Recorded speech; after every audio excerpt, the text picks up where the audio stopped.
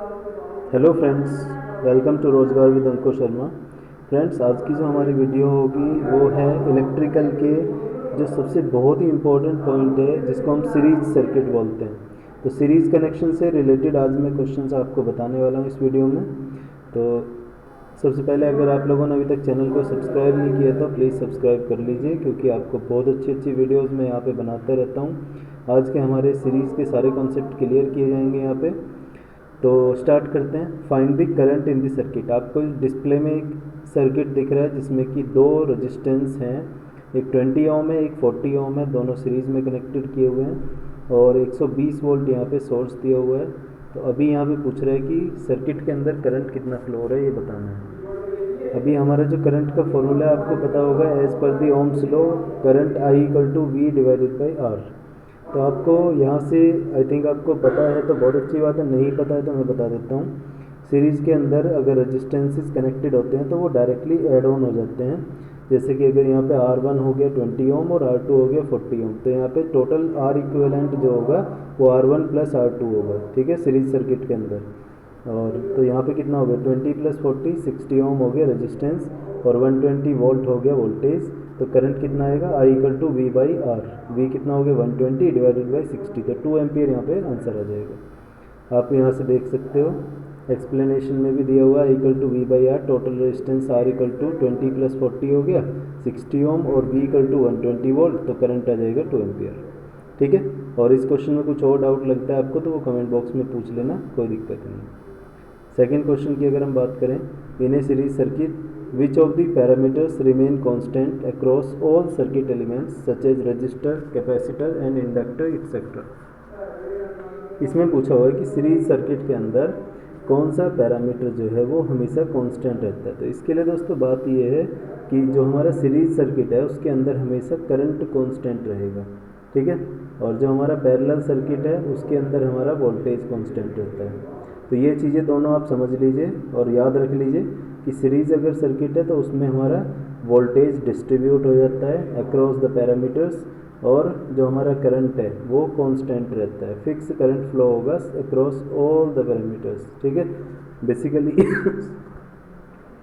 Sorry basically हम ये बोल सकते हैं कि अगर हमारा वोल्टेज है तो वो वोल्टेज क्या होगा, सारे पैरामीटर्स के अक्रॉस थोड़ा थोड़ा डिस्ट्रीब्यूट हो जाएगा, और करंट जो है वो हमारी सारे पैरामीटर्स के अंदर से जो भी फ्लो हो रही होगी वो सेम ही फ्लो होगी। तो यहाँ पे क्या हुआ, आंसर इसका हुआ सीरीज़ में हमारा वोल्टेज डिस्ट्रीब्यूट होगा, करंट हमारी कांस्टेंट रहेगी, तो आंसर आएगा बी, ठीक है।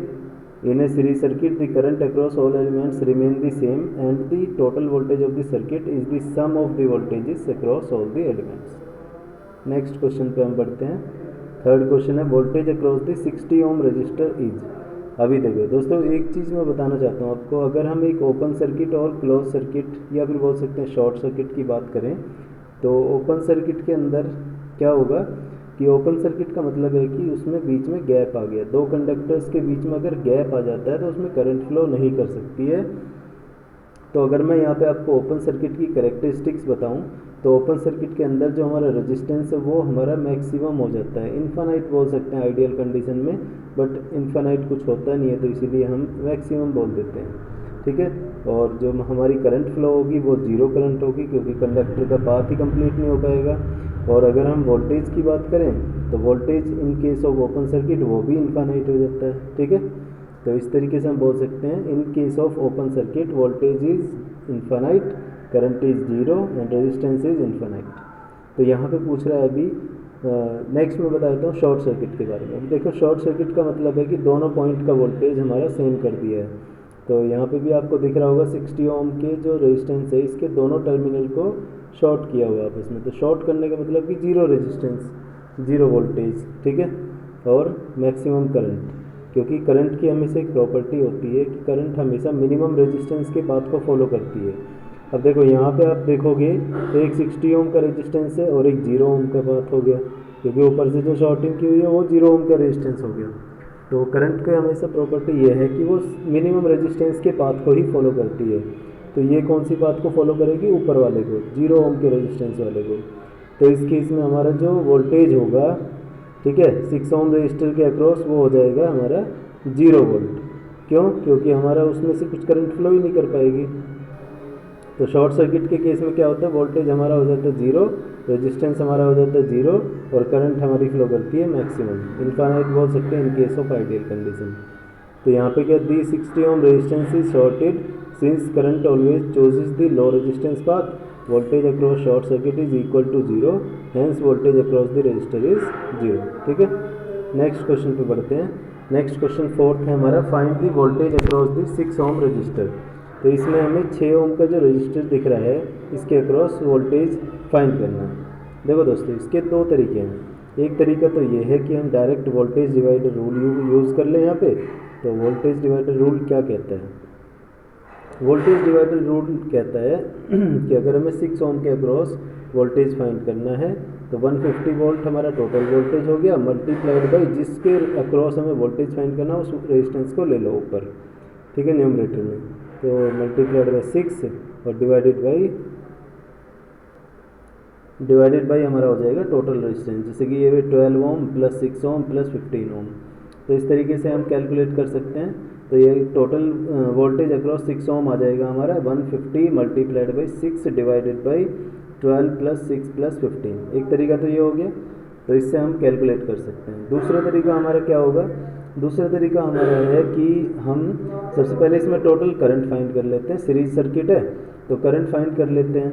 तो कैसे निकलेगा current? I equal to V by R. V by R, R मैं ऑलरेडी बता चुका हूँ। सीरीज सर्किट के अंदर क्या होगा, 12 प्लस 6 प्लस 15 हो जाएगा। तो 12 प्लस 6 प्लस 15 हमारा हो गया टोटल रेजिस्टेंस, और 150 डिवाइडेड बाई 12 प्लस 6 प्लस 15 कर देंगे तो आंसर हमारा आ जाएगा करंट की वैल्यू। ठीक है, अब करंट की वैल्यू निकल चुकी है, सीरीज़ के अंदर करंट सेम रहती है, तो voltage equal to I into R होता है, तो current multiplied by 6 equal to आ जाएगा हमारा आंसर। तो यहाँ से हम भी एक्सप्लेनेशन भी देख लेते हैं, आपको कुछ डाउट है तो।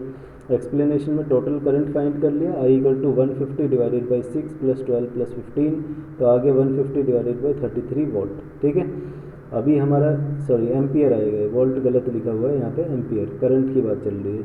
अभी क्या है, वोल्टेज अक्रॉस 6 ओम निकालना है, तो V equal to R into I, तो आर हो गया 6 ओम और मल्टीप्लाइड बाई आई हो गया हमारा 150 बाई 33। तो यहाँ से हमारा 27.27 आंसर क्लियर हो जाएगा। नेक्स्ट क्या है हमारा, if there are 2 bulbs connected in series and one blows out, what happens to the other bulb. देखो दोस्तों, इसमें क्या पूछा है कि सीरीज़ के अंदर 2 बल्ब कनेक्टेड हैं और एक बल्ब ख़राब हो जाता है तो दूसरे के साथ क्या होगा। सबसे पहले मैं आपको बताना चाहूँ कि करंट जो है वो सीरीज़ के अंदर फ्लो कर रही है। सीरीज़ में हमेशा अगर एक भी पाथ ब्रेक कर गया, सिंगल पाथ होता है, आप लोगों ने देखा सीरीज सर्किट, ऊपर वाले क्वेश्चन में भी सीरीज सर्किट ही है, तो इसके अंदर सिंगल पाथ होता है। अब सिंगल पाथ के अंदर अगर करंट फ्लो करेगी तो उस केस में क्या आएगा, अगर एक बार कहीं से भी पाथ अगर ब्रेक हो जाता है तो करंट जीरो हो जाएगी, क्योंकि उसको पाथ ही नहीं मिल पाएगा कोई। तो यही प्रॉब्लम यहाँ पे होगी, अगर हमारे 2 बल्ब में से एक बल्ब फ्यूज हो जा रहा है तो उस केस में हमारा पाथ ब्रेक हो जाएगा, ओपन सर्किट हो जाएगा बीच में, जिसकी वजह से करंट दूसरे वाले बल्ब में भी नहीं जा पाएगी। तो यहाँ से आंसर होगा कि दूसरा वाला बल्ब भी ग्लो नहीं करेगा, तो आंसर बी हो जाएगा। देखिए, since the 2 bulbs are connected in series, if the first bulb burns out, there is a break in the circuit and hence the second bulb does not glow. Okay, next की अगर हम बात करते हैं, what is the value of x if the current in the circuit is 5 ampere।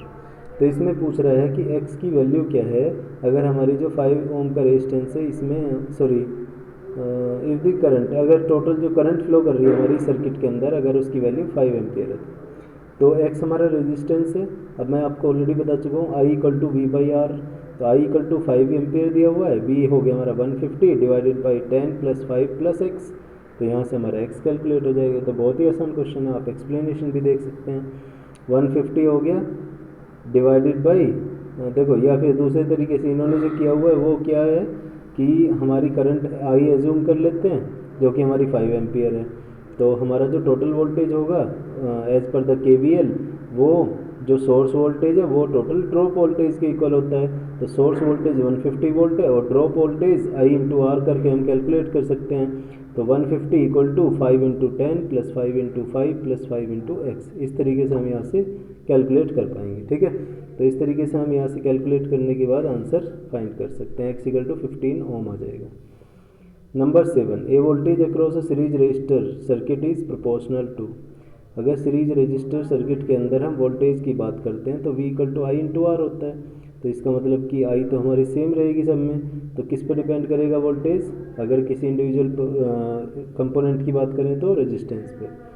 तो answer होगा B, the value of the resistance itself. ठीक है, क्योंकि इसने पूछा है सीरीज रजिस्टर के अंदर किस पे डिपेंड करेगा वोल्टेज, तो वो उसी रेजिस्टेंस की वैल्यू पे डिपेंड करेगा, क्योंकि V equal to I R होता है, आई फिक्स होता है हमारा, तो आई फिक्स है तो फिर रेजिस्टेंस पे डिपेंड करेगा।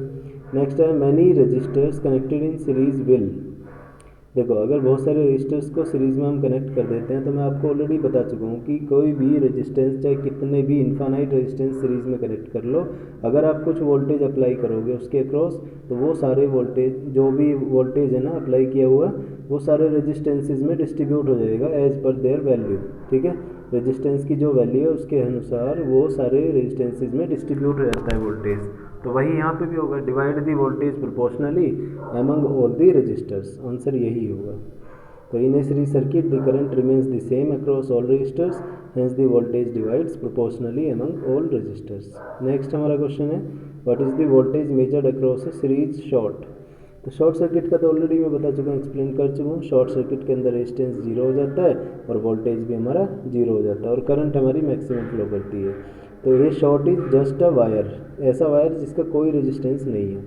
तो ये the potential difference between 2 points of a wire is zero, hence the voltage measured is equal to zero.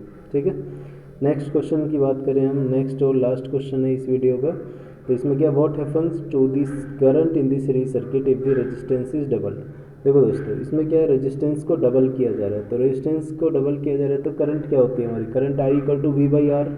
तो जब I equal to V by R होती है और आर को हम डबल करेंगे तो उस केस में क्या होगा, आई जो है वो हमारी हाफ हो जाएगी, क्योंकि आर को डबल किया, R is inversely proportional to current, तो इसका मतलब करंट जो है वो हमारी हाफ हो जाएगी। तो इसका आंसर होगा it becomes half its original value, answer A. तो ये थी आज की हमारी वीडियो, पसंद आई तो लाइक और शेयर कर देना ज़रूर, और जिन लोगों को ज़रूरत है इस तरीके वीडियोज़ की उनको ज़रूर भेज देना ज़रूर। ठीक है, सेंड कर देना वीडियो। और बाकी चैनल को अगर सब्सक्राइब अभी तक नहीं किया तो प्लीज़ सब्सक्राइब कर लीजिए, और वीडियो में कुछ और हम एडिशनल दे सकते हैं तो वो कमेंट बॉक्स में लिख के बताइए। आपको कुछ डाउट बचा है सीरीज सर्किट से रिलेटेड, वो भी आप कमेंट बॉक्स में पूछिए। बाकी मिलते हैं नेक्स्ट वीडियो में, तब तक के लिए गुड बाय।